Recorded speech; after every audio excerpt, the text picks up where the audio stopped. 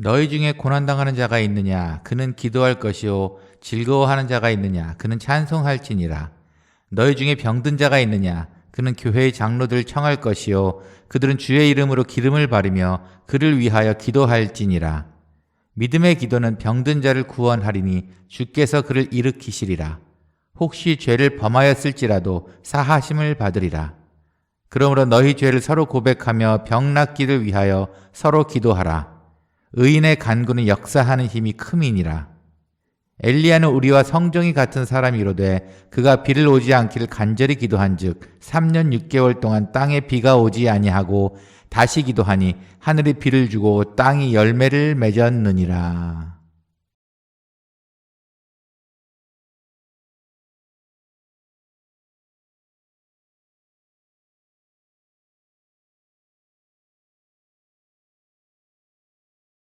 한 주간 평안하셨습니까? 이곳은 겨울에서 봄으로 넘어가고 있는 계절입니다. 온도차도 제법 심하고 아마 이제 더더욱 몸조심, 감기 조심을 해야 할 시즌인 것 같습니다. 모두 건강하시기를 바랍니다. 오늘은 야고보서의 마지막을 보게 됩니다. 한동안 야고보서를 계속 보았습니다. 1장부터 5장까지. 그런데 재미있는 사실은 1장 처음 시작할 때도 믿음에 관한 이야기로 시작을 했어요. 그리고 오늘 보는 그 마지막, 완전 마지막은 아니고 두 절은 좀 빼고 완전 거의 끝부분입니다. 그거에 대해서 거기에서도 결국 믿음에 관한 것으로 이야기하고 있습니다. 제가 야고보서를 이렇게 쭉 강의하면서 느낀 거는 그렇게 야고보서가 그렇게 글 쓰신 글체라든가 이건 그렇게 고급스럽지는 않다는 걸 느꼈어요. 사도 바울이 썼던 글들은 어쨌든 서론, 인사말, 본론, 그리고 결론, 그게 너무나 확실하고 마지막 인사말까지 확실했는데 이상하게 야고보서는 그렇게 좀 멋들어진 그런 것은 좀 없는 것 같습니다. 그래서 그런가요? 지푸라기 서신이라는 말이 좀 나올만 했던 것 같아요. 하지만 야고보가 겪었던 인내와 고난에 대한 경험과 이것을 이겨내는 방법에 대해서는 사뭇 많이 진지하게 다루어 놓았다는 겁니다. 그렇기 때문에 우리의 삶에서 어떻게 보면 야고보서가 좀 더 적용된 바로 우리가 밀접한 그런 내용이 들기도 합니다. 그러면은 오늘의 내용을 봤을 때 혹자들은 이렇게 이야기합니다. 야고보서 쭉 쓰고 가서 맨 마지막에 오늘 다루는 부분에 있어서는 어떤 부분을 다루냐면은 몸에 대한 건강에 대한 그 부분에 대해서 다루게 돼요. 그러다 보니까 혹자들은 야고보가 이 글을 쓸 마지막 단계쯤에서 혹시 몸에 병을 앓지 않았을까라는 생각도 하고 그렇게 추측도 해봅니다. 그럴 만한 것 같기는 해요. 그럼 오늘 내용에서 그랬던 야고보가 만약에 우리가 몸에 병이 걸렸을 때 어떻게 하기를 원하는지 또 하나님께서 무슨 말씀을 하셨는지 한번 살펴보았으면 좋겠습니다. 먼저는 병을 들었을 때 어떻게 해야 하나요? 14절입니다. 너희 중에 병든 자가 있느냐? 그는 교회의 장로들을 청할 것이요 그들은 주의 이름으로 기름을 바르며 그를 위하여 기도할지니라. 먼저는 장로를 부르라고 합니다. 이때 당시는 우리가 생각하는 그 장로는 없었어요. 그 무리 안에서 존경받거나 삶의 경험이 많으시거나 신앙의 깊이가 있을 만한 분을 불러서 기도를 받고 기름 부음을 받으라 이야기를 합니다. 지금으로 따지면 여기서 말하는 그 장로는 아마 목사님이 아닐까 싶어요. 그리고 그럼 그 장로님이 와서 기도하고 기름 부음을 하라고 했는데 기름 부음은 뭔가요? 이 기름 부음의 사실 시작은 이렇게 됐습니다. 목자들, 양을 치던 목자들이 양을 치는데 양들이 귀를 통해 기생충에 감염이 되고 그리고 양이 죽는 경우가 많이 발생을 했어요. 그래서 귀에 기생충들이 들어가지 않도록 하기 위해서, 벌레들이 들어가지 않도록 하기 위해서 머리에 기름을 발랐답니다. 이게 바로 기름 부음의 시작이에요. 그러다 보니까 이 기름 부음의 뜻은 보호하심, 이런 것도 되고요. 축복해 주심, 이런 것도 됩니다. 그러다 보니까 이게 좀 발전해서 나중에 기름 부음은 왕이나 선지자를 임명할 때, 임명할 때도 기름을 부어서 임명식을 하게 됩니다. 어떻게 말하면 지금에 따지면은 아마 안수기도 정도로 생각하시면 될 것 같아요. 지금 저희는 기름을 바르진 않습니다. 하지만 기도할 때, 심각할 때 머리에 손을 얹거나 아니면 몸에 손을 얹어서 안수기도, 말 그대로 손을 얹어서 하는 그 기도, 그게 바로 기름 부음에서 시작해서 지금까지 해준 겁니다. 그러면은 낫게 해주실 거랍니다. 하나님께서. 근데 15절을 보시면 믿음의 기도는 병든 자를 구원하리니 주께서 그를 일으키시리라. 혹시 죄를 범하였을지라도 사하심을 받으리라. 이렇게 믿음으로 갖고 있는, 그런 믿음으로 갖고 있는 그 기도는 병든 자를 구원한다. 병든 자를 살려준다고 하십니다. 사실 15절 내용에서는 좀 재미있는 사실 두 가지가 나와요. 짧게 좀 깊숙이 들어가다 보면은, 먼저는 일반 병과 또 혹시 다른 병이 있나? 두 가지 병에 대해서 이야기를 합니다. 처음에는 일반 병입니다. 뭐 그냥 걸린 병이에요. 원인도 알 수 없고 그냥 뭐 실제로 우리가 걸리는 병들이 됩니다. 이런 것들은 믿음의 기도를 하게 되면 낫게 해 주신다고 하셨습니다. 하나님, 그러면 왜 이런 병을 우리한테 주셨나요? 꼭 이런 병이 필요한가요? 이런 의문이 듭니다.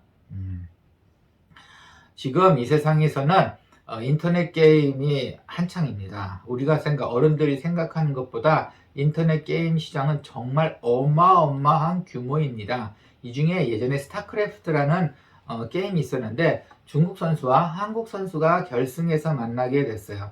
중국 선수는 어머니를 인터뷰까지 하게 되면서 하여튼 성대하게 결승전을 준비했습니다. 그런데 한국 선수는 임홍규라는 선수인데 얼굴이 산도적 같이 생겼어요. 저처럼 비슷한데 여기에 턱수염이 새까맣게 더 나고 눈도 좀 더 앙칼지게 보였던 그런 것 같아요. 둘이 결국 결승전에서 붙었습니다. 이때가 거의 1세대 원래 이 지구상에서 컴퓨터 게임으로 세상을 이제 알리는 그 1세대 프로 게이머들이었어요. 그런데 임홍규 선수가 첫 번째 게임을 가볍게 이겼습니다. 그러더니 두 번째 게임에서는 두 손으로 컴퓨터 게임을 시합을 해야 되는데 왼손을 안 쓰고 왼발을 올리고 오른손을 썼어요. 오른손과 왼발로 시합을 했습니다. 상대방을 좀 무시했다는 생각 들지 않습니까? 근데 그럼에도 불구하고 그냥 완전히 이겨버렸어요. 그리고 세 번째 시합, 5판 3승기에서 세 번을 이기면 끝나는 겁니다. 그런데 바로 세 번째 시합에서는 거의 뒤에 이렇게 누워가지고 잠자듯이 눈도 거의 반을 감고서 이러고도 이겨버렸어요. 아주 그냥 우수하게, 너무나 차이가 월등하게 이겨버렸습니다. 이 사건은 난리가 났습니다. 지금 인터넷 뒤져보시면 보시는 것처럼 왼발로 게임을 하고 있는 그런 모습의 사진도 참 많이 있습니다. 한국의 컴퓨터 게임의 위상이 아주 대단해졌던 그때의 시기였던 것 같습니다. 근데 이 이야기를 하려는 것이 아니고 이 임홍규라는 좋은 선수에 대해서 이야기를 한번 하려고 이야기를 끝냈어요. 임홍규 선수는 중졸입니다. 중학교까지밖에 학교를 못 다녔어요. 공부 못하고 학교 나쁜 짓 하고 다니다 중학교까지밖에 졸업 못했구나, 이게 아니고 제법 공부도 하던 친구였는데 병에 걸려서 고등학교 진학을 결국은 못하게 되었습니다. 그래서 그 긴 시간 동안에 병과 싸울 수밖에 없었어요.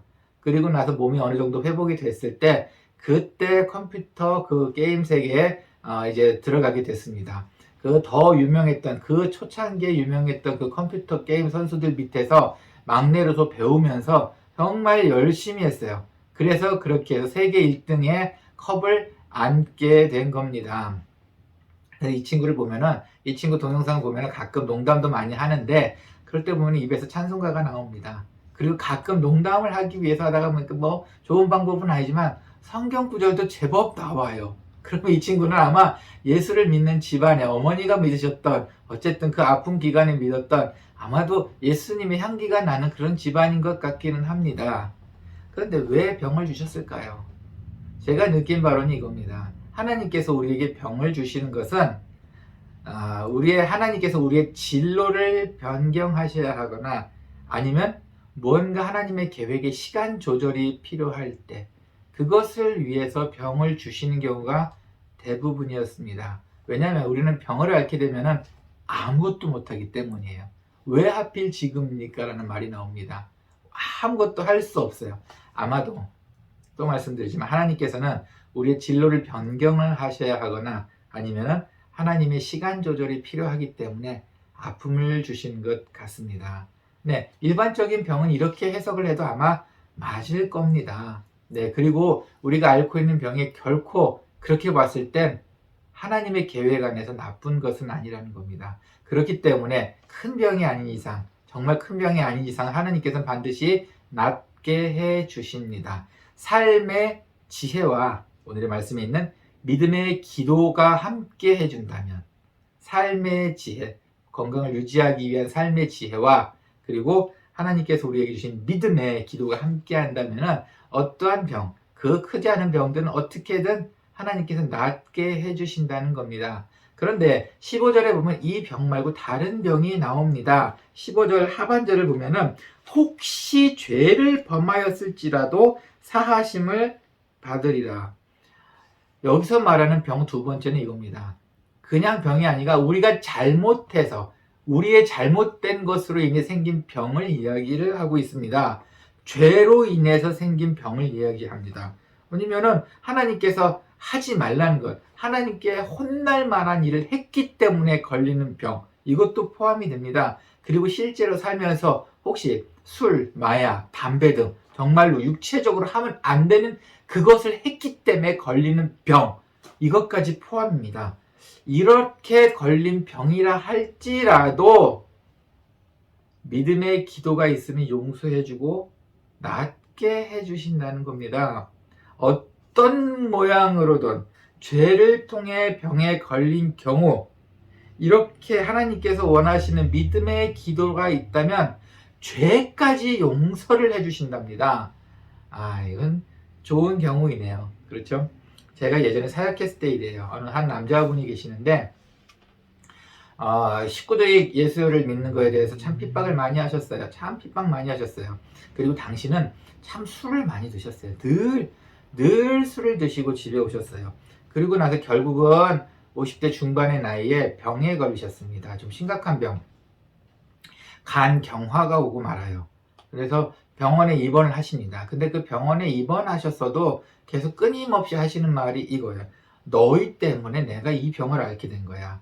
너희 때문에 내가 결국 이렇게 아프게 된 거야. 내가 술을 먹어서 간경화가 오고 이런 거에 대해서는 말을 안 하고 너희가 나를 돌보지 않았기 때문에 내가 병에 걸린 거야. 다 너희 탓이야. 라고 하시던 분이 계셨어요. 그리고 나서 꽤 오래 병원에 입원하셨죠. 그리고 나서는 어느 날인가 이분이 살고 싶으셨나 봐요. 혼자 기도를 하셨답니다. 그래서 조용히 묵상으로 하나님께 기도를 하셨는데 아마 그때 믿음이 생기신 것 같아요. 그리고 결국은 간절한 하나님을 그때 만나서 영접하시게 되고 그 이후로는 뭐 다 회복은 안 되셨지만 그래도 건강한 몸으로 함께 교회에 나오는 모습을 보게 됐습니다. 간단한 신앙 고백이고 간단한 무슨 흘러가는 이야기라고 생각하시기가 좀 어려운 게 제가 경험한 그분은 너무 성격이 강하셨어요. 정말로 세상 어느 것도 이분을 바꿀 수 없을 만큼 강하신 분이었어요. 그런데 그분이 변했다는 것은 그분을 아는 분들 입장에서는 정말 세상에 이런 기적도 없을 거라는 생각이 들 만큼 바로 그런 현상이기 때문에 다들 더 놀랬습니다. 여러분, 믿음의 기도가 있다면 우리의 몸을 낫게 해주시는 것뿐만 아니고 더 좋은 것이 있습니다. 용서를 해주신다는 겁니다. 어쩌면 믿음의 기도를 통했는데도 몸이 낫지 않을 때도 있을 수 있습니다. 그렇다 하더라도 용서를 해주신다는 겁니다. 우리의 입장에서 예수를 믿는 하나님을 믿는 우리의 입장에서 육체의 고통이 낫는 것도 기대를 하고 삽니다. 하지만 더 깊숙한 면에서는 용서를 해주신다는 거에 우리는 더 감격을 해야 한다는 겁니다. 그럼 또 여기서 또 질문이 있을 수 있겠네요. 어린아이와 같은 질문이 있을 수 있겠네요. 아니죠. 이런 어린아이 가치가 아니고 저도 궁금합니다. 그러면 세상에는 나쁜 사람들이 그렇게 많은데 왜 이 사람들은 그렇게 건강하게 잘 살고 무병장수할까요? 어떻게 된 겁니까? 이런 질문을 할 수 있습니다. 네. 그러니 그렇게 무병장수를 하고 있으니 아프지 않고 있으니 회개할 기회도 없는 것 아닐까요? 아파야 해결할 텐데 하나님께서는 그들로 회개할 수 있는 기회를 안 주시는 겁니다. 어떤 모습으로든지 나쁜 사람들은 그렇게 살다 죽게끔 두시는 것 같아요. 하나님께서는 사랑하는 자들에게 평안한 삶, 아프지 않은 평안한 삶을 주시기도 하시지만 아픔을 통해 회개하고 나을 수 있는 기회도 주십니다. 결국은 하나님께서 사랑하지 않는 사람들, 신학적인 말로 하나님께서 버린 유기한 사람들은 그대로 살고 나중에 심판날에 그들을 태우실 계획이십니다. 성경에 알곡과 가라지 비유가 있어요. 가라지를 뽑지 말랍니다. 알곡이 다칠까봐. 하지만 추수할 때 걷어서 그들을 모아다가 불살르리라고 아주 공포스러운 말씀을 하십니다. 바로 그렇기 때문에 어쩌면 세상의 나쁜 사람들은 그냥 살게 두시는 것 같습니다. 여러분, 아프십니까? 육체가 아프십니까? 마음이 아프십니까? 이 아픔은 하나님께서 사랑하는 자들에게 주시는 또 하나의 큰 선물입니다. 아프신 그 과정 동안에 하나님의 음성을 들어보는 것은 어떨까요? 그 아프신 그 과정 동안에 하나님께서 나를 용서해 주신다는 감격을 한번 생각해 보는 것은 어떨까요? 그럼 그 아픔이 좀 이겨낼 것 같지 않겠습니까? 그러니 죄로 인해 병들었을 때 그러면은 어떻게 해야 하나요? 바로 오늘 16절 말씀입니다. 그러므로 너희 죄를 서로 고백하며 병 낫기를 위하여 서로 기도하라. 의인의 간구는 역사하는 힘이 크미니라. 네. 여기서 바로 중보기도를 말씀하고 계시네요. 서로 기도해 주라고 합니다. 중보기도의 중요성이 나오네요. 하지만 중보기도보다 더 중요한 것은 자신 스스로 죄를 고백하는 겁니다. 내 입술로 죄를 고백하는 게 더 중요합니다. 특별히 16절에 의인의 간구는 역사하는 힘이 크미니라. 의인이 기도하는 그 간구는 더 크답니다. 더 큰 이적이 일어날 수 있고 하나님의 기적을 맛볼 수 있답니다. 그러니 우리가 믿음의 기도도 하긴 하겠지만 의인으로서 믿음의 기도를 한다면 어마어마한 기적을 맛볼 수 있다는 이야기입니다. 그러면 의인의 기도는 참 세네요. 그럼 어떻게 의인이 되나요? 바로 그 16절에 바로 그 말씀이 연결된 겁니다. 의인이 되는 길이 바로 죄를 내 입술로 고백하고 기도하는 거랍니다. 그렇게 되면 의인이 될 수 있답니다. 자신의 죄를 인정하는 것이 얼마나 힘든지 한국에 가서 경험했던 일 중에 하나예요. 버스를 타고 가고 있었습니다. 그런데 그 사람이 그렇게 버스 안에 그렇게 많지가 않았어요. 그런데 그 운전하시는 분이 그 매뉴얼 오토매틱 매뉴얼 버스를 운전하시면서 전화를 계속 하시고 있어요. 그러더니 손님들이 내리면서 결국은 한 소리 하셨습니다. 처음에 이제 어느 남자분이 내리면서 기사님 운전할 때 전화하시면 안 됩니다. 기사님 문제가 아니고 승객들이 위험하고 다 공포에 떨게 됩니다. 하지 마세요. 그리고 그분은 조금 역정을 내고 내렸어요. 그런데 그 기사님이 마음을 안 바꾸시고 계속 또 전화를 하십니다. 그러니 그 다음 정거장 갈 때 또 이번에 남자 두 분이 일어나셔서 운전기사분한테 따지기 시작하셨어요. 기사님, 운전할 때 전화를 안 하는 게 법입니다. 그렇게 하셔야 합니다. 왜 운전할 때 그렇게 위험하게 전화를 하십니까? 두 분이 좀 역정을 내셨어요. 그러자 이분이, 그 운전하시는 분이, 아니 뭐 뒤에 앉아있는 사람도 전화하는데 뭐 나도 전화하면 안 돼? 라고 이렇게 말씀하시는 거예요. 말이 됩니까? 승객과 운전자는 다른데 정말 말이 되지 않았어요. 저도 분노가 생기고 나머지 타신 분들도 분노를 느끼셨습니다. 그리고 나서 저도 같이 내리는 바람에 그 다음 일은 어떻게 됐는지 잘 모르겠어요. 뭐 전화를 하셨는지 끊으셨는지 그건 잘 모르겠어요. 잠깐의 상황이었지만 한번 이랬었으면 어떨까요? 아유 죄송합니다. 제가 정말 급한 전화였어요. 가족이 좀 무슨 일이 있었거나 아니면 정말 죄송합니다. 다시는 안 그러겠습니다. 이렇게 한 번만 인정하면은 자신의 죄를 인정만 하면은 모든 사람들이 안전하게 그 버스 운전사님의 의지하면서 그 차를 목적지까지 편하게 갈 수 있을 텐데 그분은 그 미안하다는 말이 한마디 안 나왔습니다. 오히려 말도 안 되는 억측을 부리고 있었어요. 화나지 않습니까? 저는 참 그때 화가 많이 났어요. 인정하면 되는데 인정하면 되는데, 성경에서 오늘 말씀에서 의인을 바로 그렇게 표현하고 있습니다. 죄를 인정하는 자, 죄를 인정하는 자가 의인이라고 말하고 있습니다. 성경에는 거의 8명, 9명 정도의 의인이라고 불리는 사람이 있습니다. 근데 그 중에 반절은 우리가 알지 못하는 평범한 사람이에요. 어떻게 보면 성경에 이름이 한두 번 나오다 말만한 그런 분인데, 성경에서는 의인이라고 부르고 있습니다. 예를 들면은 예수님의 육체의 아버지인 요셉, 그 목수 요셉도 우린 성경에서 그냥 아버지 그냥 마리아하고 그냥 참고 결혼하고 이걸로 끝날 줄 알았는데, 성경에서는 의인이라고 말을 하고 있습니다. 네, 의인은 능력자가 아닙니다. 큰 힘을 갖거나 큰 능력을 가진 사람이 아닙니다. 단지 겸손한 자입니다. 이런 겸손한 자의 의인, 겸손한 자로 의인이 돼서 그 의인의 마음으로 믿음의 기도를 했을 때는 우리가 생각한 것 이상의 기적이 일어난다고 말하고 있습니다. 오늘 성경 저자는 그 예로 엘리야를 들었습니다. 우리와 같은 성정을 가졌답니다. 여기서 말하는 성정은 우리와 같은 괴로움을 느낄 수 있는 사람이라는 뜻입니다. 평범한 사람이란 뜻이죠. 엘리야의 기도는 3년 6개월 동안 비를 오지 않게 했고, 다시 한번 엘리야의 한 번의 기도는 다시 한번 비를 내리고 열매가 열리게끔 했다고 바로 그렇게 야고보는 예를 들고 있습니다. 그냥 믿음의 기도가 아닌 의인의 믿음의 기도의 힘은 이렇게 큽니다.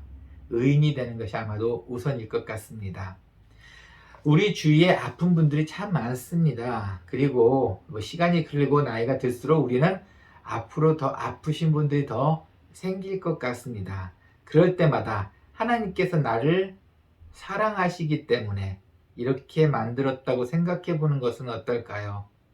어떻게 보면은 운동으로 병이 낫기를 예방하는 것처럼 평소에 우리의 믿음의 기도로 우리의 병을 예방해 보는 것 또한 어떨까요? 그 전에 오늘 말씀에 한 번 나온 단어이긴 하지만 가장 우선시 돼야 하는 것이 있는데, 의인, 겸손한 의인이 먼저 되시고 그 의인의 마음으로 하나님께서 원하시는 기도하는 자, 믿음의 기도를 하시는 분이 되시기를 간절히 소원합니다. 그렇게 되면 우리의 영적인 육적인 병에 이길 힘을 하나님께서 부어주실 겁니다. 함께 기도하겠습니다. 하나님 감사합니다.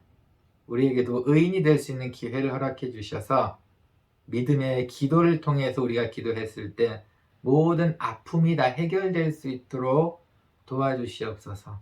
아픈 분이 계시면 그분 몸을 친히 어루만져 주셔서 아프지 않도록 도와주시옵고, 무엇보다도 그 마음속에 있는 죄를 고백할 때에 주님, 죄를 사하여 주시옵소서.